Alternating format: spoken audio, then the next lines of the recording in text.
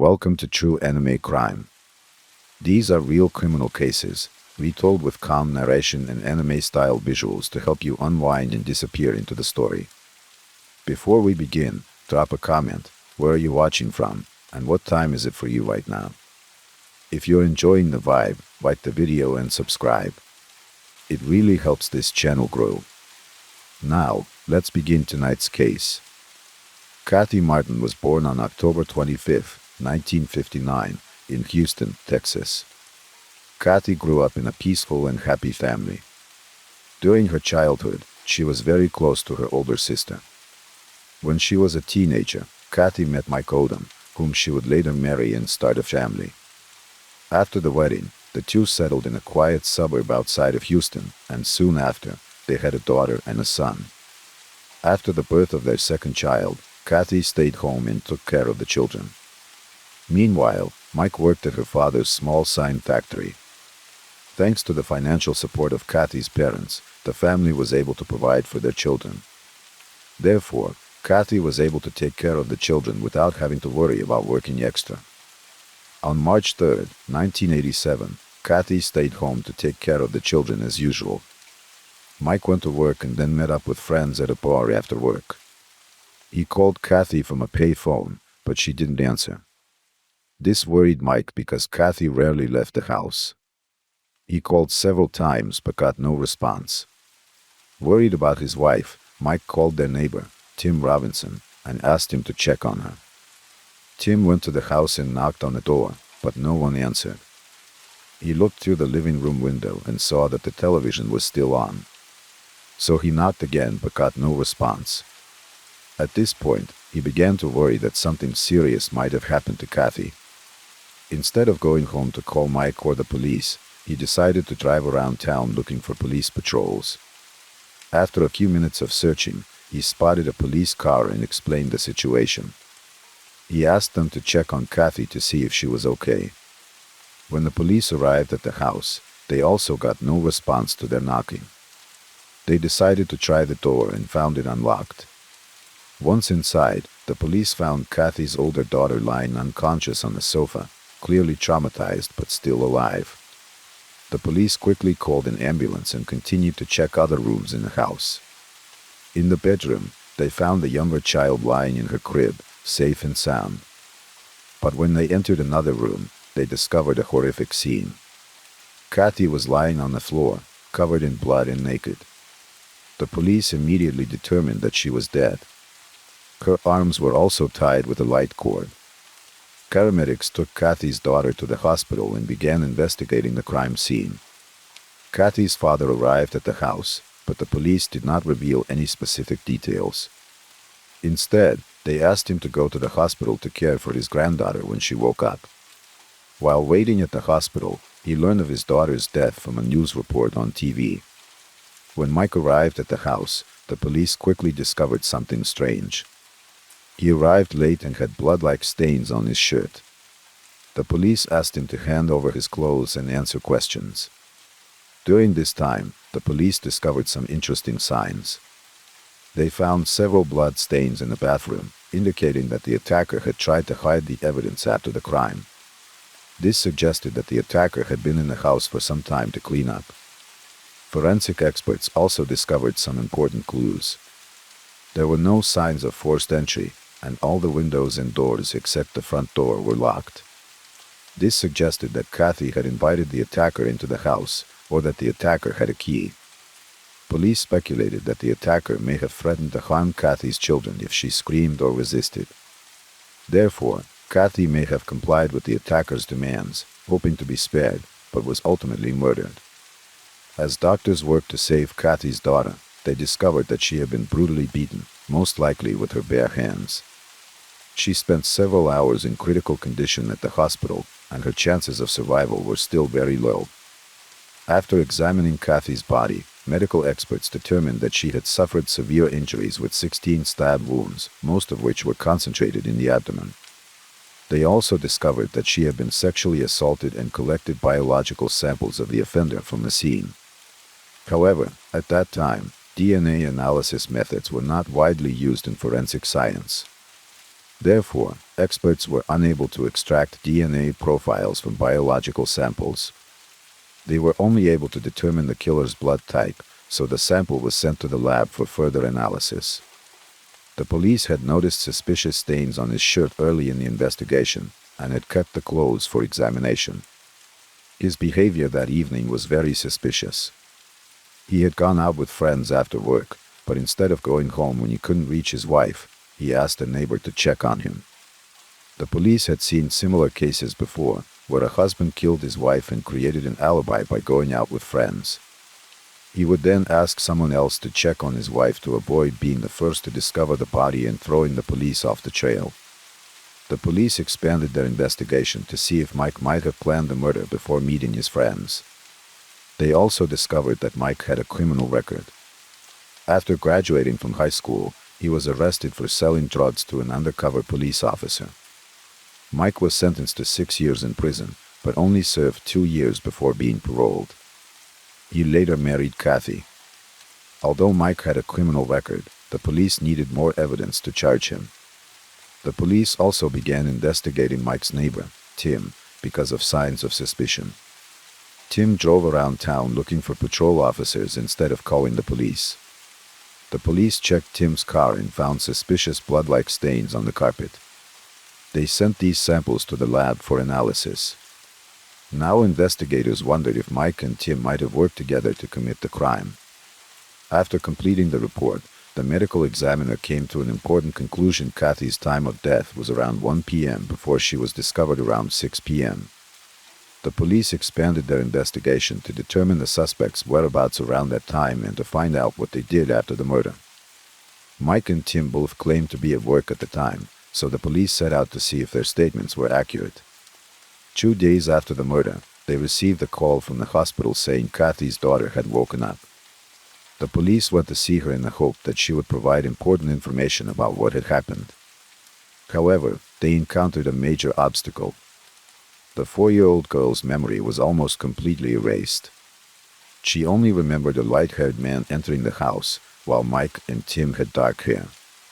But the police did not rule them out as suspects. They believed that the severe trauma could have made her memory inaccurate. The police received a call from the lab with surprising information. Experts examined the evidence and found that the stain on Tim's car carpet was motor oil and the stain on Mike's shirt was just paint, not evidence of a crime. In addition, many of Mike and Tim's co-workers also confirmed that they had been at work all day and did not leave until the evening. Thus, they had no opportunity to go to Cathy's house and commit the crime. The police requested a lie detector test and the results showed that neither of them were lying. There was no conclusive evidence. The police had to review the entire case and investigate other suspects who might be familiar to Cathy's family, because the attacker could have easily entered Cathy's house. During the investigation, they had conversations with Cathy's relatives and friends to find out who they thought might have committed the crime. Many of them immediately named the same person Greg. Greg was Cathy's brother-in-law, and her loved ones revealed that she often complained about his behavior. Specifically, according to Cathy, Greg openly flirted with her and repeatedly tried to convince her to have sex with him. Cathy also said that Greg often made inappropriate comments about her appearance, especially about her abdomen. And according to the evidence collected, we know that most of the injuries were on Cathy's abdomen. The police also knew that Greg had a history of illegal drug use and a criminal record. Therefore, the police began to suspect him and soon found some important clues. They found Greg's fingerprints matched one in Cathy's house, as well as a hair that matched his. However, it should be noted that Greg often visited Cathy's family, so it is possible that the fingerprints and hair were in the house before the murder occurred. Cathy's parents also believed that he was the one who killed their daughter. Cathy's mother specifically remembered one time when Greg visited Cathy's daughter at the hospital. When she saw Greg, she had a clear look of fear on her face. These observations suggested that she was afraid of him.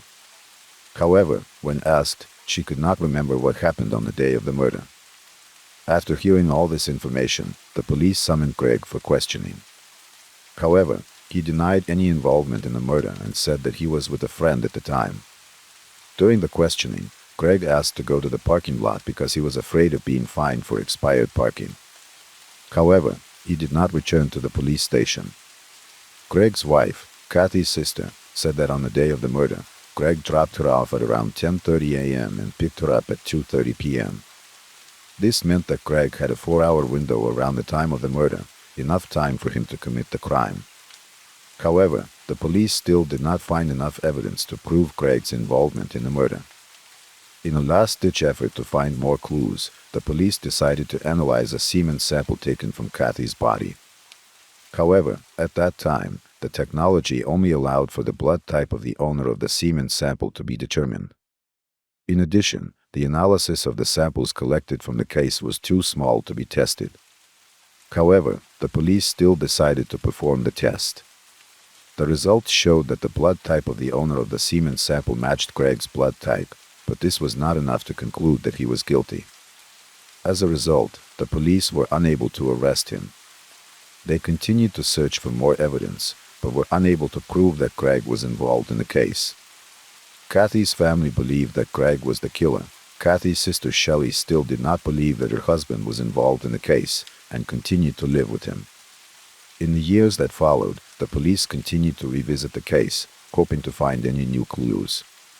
In 1998, 11 years after Cathy was murdered, they requested a DNA analysis on the remaining semen sample.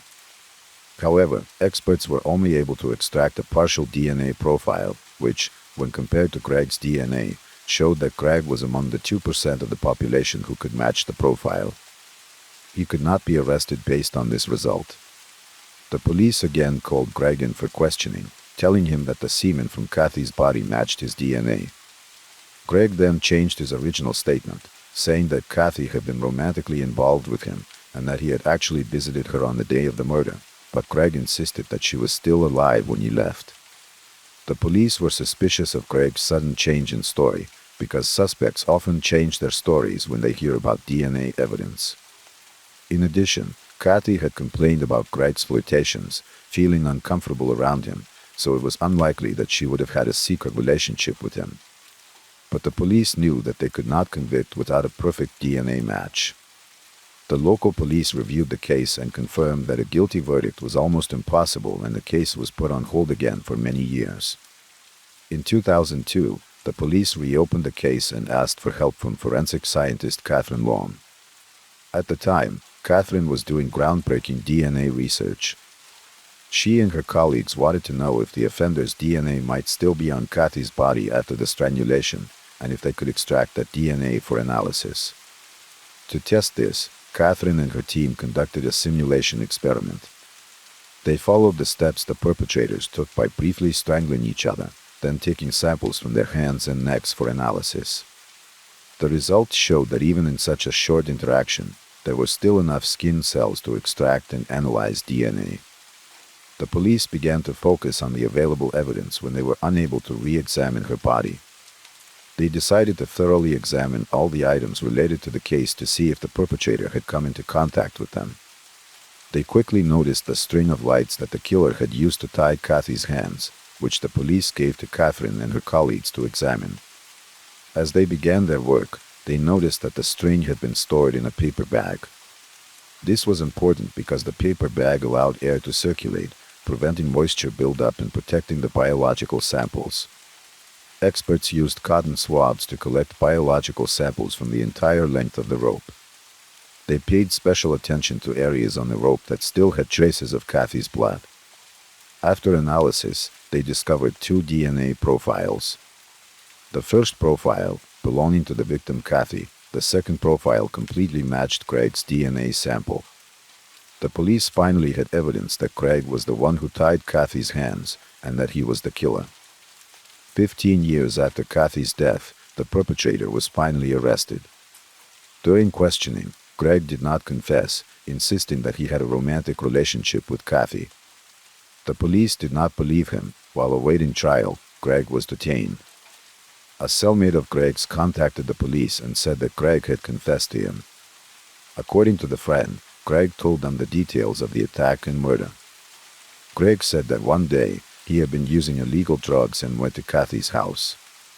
Once inside, Greg tried to force Cathy to have sex, but she refused and asked him to leave. However, Greg became aggressive and attacked Cathy's daughter, causing many serious injuries. Greg assured Cathy that if she did not comply with his wishes, he would kill her. Cathy had no choice but to agree to protect her children. Greg then tied her up, attacked her, and killed her with many injuries.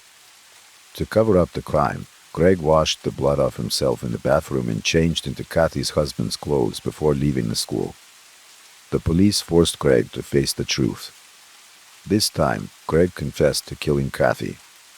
In 2004, he pleaded guilty in court and was sentenced to 45 years in prison. However, he only served 4 years before dying at the age of 56 of liver cancer. Cathy's husband, Mike, died at the age of 45.415 years. Cathy's family, including her parents and children, waited patiently, trusting that the police would find the killer. Although they believed Greg was the killer, they saw him continue to live with their second daughter, but there was nothing they could do.